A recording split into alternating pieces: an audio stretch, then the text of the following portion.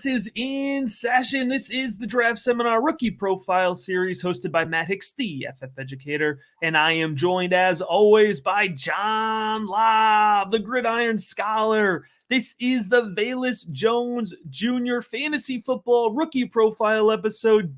John, the final one in the 2022 Rookie Profile Series. Before we get into the last one, we want to thank all of our listeners and all of our viewers that have tuned in. I know many of you have watched all 40, I believe 42 is the number we landed on. I got to fact check 40, that. my friend. 40 even. So thank you, everybody. But also want to make sure that folks know whether you're watching on the Rookie Big Board YouTube channel, listening on the Rookie Big Board podcast channel, or listening on the NFL Draft Bible Podcast Network, we have plenty more pre- and post-draft rookie coverage coming your way. So make sure you're subscribed. Make sure you're listening in here in future weeks as well. You can find all of John's work at footballdiehards.com, and you can find all of my rookie content at patreon.com/theFFeducator, and that does include the recently released 2022 rookie guide. John, Velus Jones Jr. out of the University of Tennessee, the wide receiver. Before I break down Mr. Jones for our viewers, Matt, it's a pleasure to be your teammate. Third year, we've done over 40 profiles all 3 seasons. We made it again, my friend, 2 weeks away from draft weekend. I hope you enjoy. All the viewers, thank you. We couldn't do it without you. And now let's break down Mr. Jones for the viewers, Matt. First, the NFL, I think, is going to like him more than anyone in the Twitterverse. When you plug him in your production models, when you look at him, you're not going to say, oh my God, he's the player I got to get. But when you're an NFL scout, when you're an NFL coaching staff, you like players like this on your football team. I'm convinced of it. Matt, in high school, he was one of the top prospects in Alabama, going all the way back to 2016. That's why if you're an early breakout king, Jones isn't your guy. You're not going to look at a 2016 prospect and say, I want him on my dynasty team. And he was only a 3-star prospect. But what he did is he went all the way out to USC in 2017 as a redshirt freshman. What he does right away is he gets on the field as a special teams dynamo, Matt. He is a kick returning star. That's why he'll get drafted, folks. He's going to make an NFL roster as a true freshman. No, redshirt freshman, 31 kickoffs, 760 yards, Matt, averaging over 24 yards per return. He was also named second team All Pac-12 as a returner.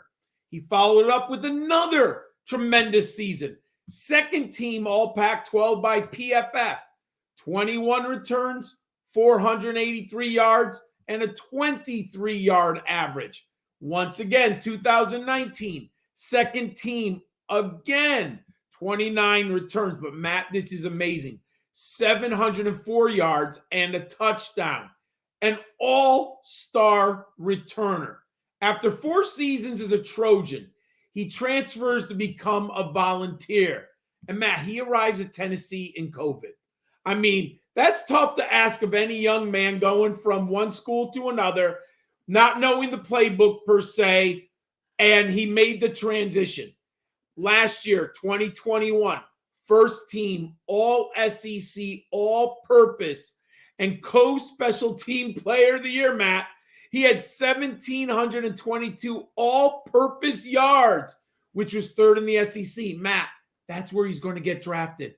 A coach and a scouting department is going to look at that, and he can play for us and contribute in more than one way. He averaged 132 all-purpose yards per game, which was second in the SEC and 16th in the nation. And the 1,722 all-purpose yards was the second in UT single-season history. The Volunteers are a prestigious program, and he was second all-time in the country. He was the only player with over 800 yards receiving, 200 yards on punt returns, and 600 yards on kickoff returns. Matt, the NFL is going to like this young man. What's your film breakdown say? Yeah, John, you mentioned it. He is fast. He has great acceleration. He gets off the line really quickly. And I want to point that out because that's not necessarily the case with every speedster. But Velus Jones gets off the line quickly. He closes space very quickly around the field. And you mentioned it, it's going to help him be an effective kick returner and potentially a punt returner at the next level as well. He does have good yards after catch ability, John. He's elusive. You could see him break off big touchdowns, even after, hauling in off-target catches. Flip on the Mizzou tape from 2021. There's a really nice play where he pretty much creates a touchdown after the catch. He's slippery, John. He's not breaking ankles, but he is slippery. He's hard to take down. And he played primarily in the slot, but he was 6'0", 200, John. He played in a big slot role, and it worked really well. He could tear it up over the seam in the NFL, which is a spot we've seen fantasy football players in particular succeed in recent years. Think about kind of the role that Darnell Mooney played early in his career. Velus Jones could end up on that end of the spectrum. In terms of his hands, John, they are consistent. They are reliable. He brings in everything thrown his way, even being able to haul in off-target passes. Velus Jones, you mentioned his big season. Remember, he played with two different quarterbacks. He had to start the season with Joe Milton last year, which is a whole different discussion that we won't get into, but a very different passer than Hendon Hooker, who he ended up, primarily playing with for this, I would say last 3/4 of the season. So he had to be able to adjust to two very different throwing styles as well. And John, he's athletic. He has great contact balance, excellent body control. He's a fluid runner, and he was used really creatively in the Tennessee offense. He was the perfect piece for Josh Heupel in a high-octane offense.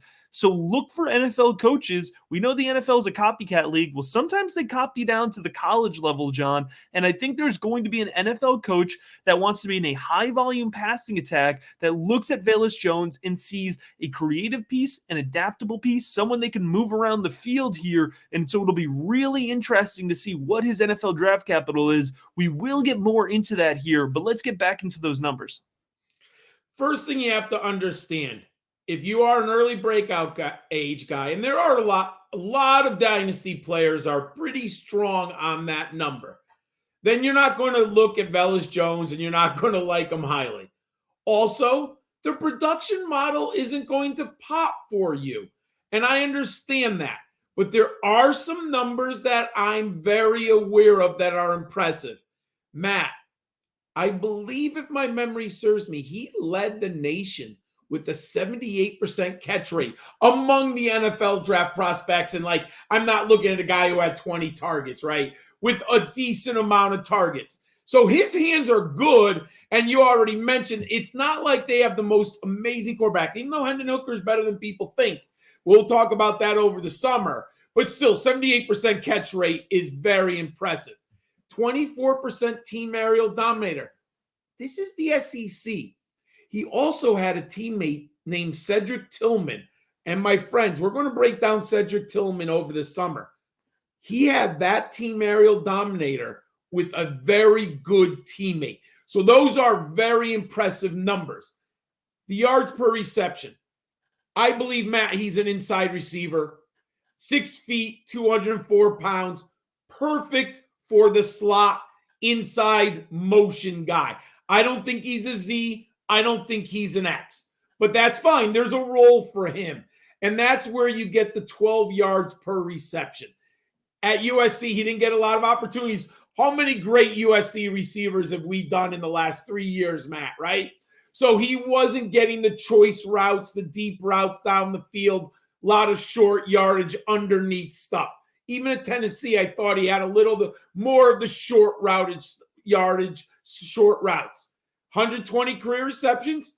Considering he was really only productive his final season, that's not bad. Over 1,400 yards. Matt, what I like in Dynasty, he's going to be on the field from day one as a returner. He's going to probably be your 4th or 5th wide receiver, depending on how many wide receivers the coaching staff is active each week. I'll take that type of player. Hope he matures and grows. I like Jones a lot. Injuries happen all the time. What is what do fantasy footballers need to know about Jones? Yeah, I think it starts here, John.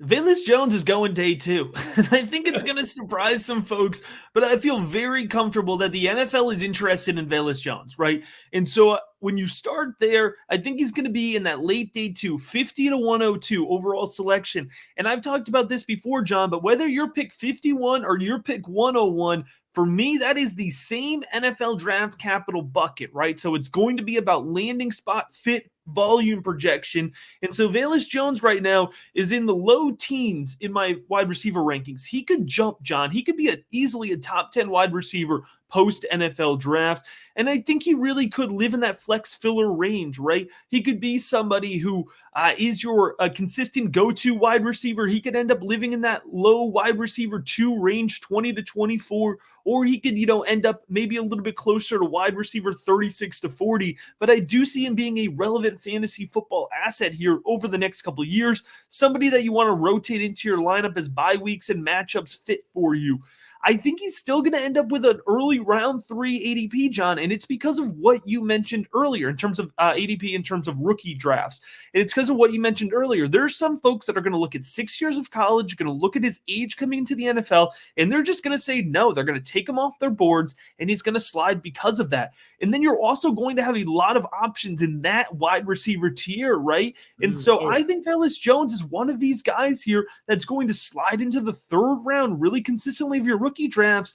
And John, at that price, I am buying all day because of his skill set. I'm willing to look past the age because I only need 3 good years out of somebody, especially in the 3rd round of my rookie drafts, right? So I'm just looking for somebody to be an asset to fill into my fantasy football rosters, and I'll be very happy if Velus Jones is that player. John, 40 rookie profiles. Thanks so much for being my teammate throughout this process.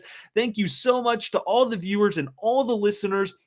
And I can't emphasize enough, we are not done. More pre and post draft rookie coverage is coming your way. So make sure you're subscribed, whether you're watching, whether you're listening. And hey, do us a favor, tell some friends about it because things are only heating up around here as we inch closer to the NFL draft. As always, we appreciate you checking out this episode.